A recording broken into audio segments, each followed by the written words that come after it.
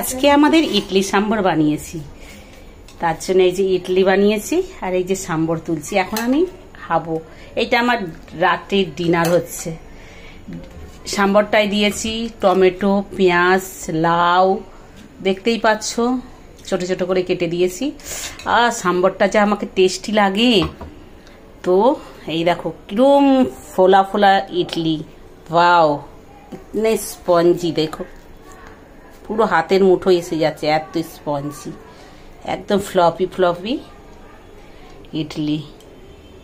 ঠিক আছে, কত ইডলি হয়ে গেছে আজকে। আমরা সবাই, আমাদের রাত্রির ডিনার এটাই হবে, ইডলি সাম্বর। তার সাথে নারকোলের চাটনি হবে। নারকোলের চাটনিটা এখনো হয়নি, হবে। তো এখন আমার টাইম নেই, খুব জোর খিদে পাচ্ছে, আমি এখন খিদে সহ্য করতে পারছি না।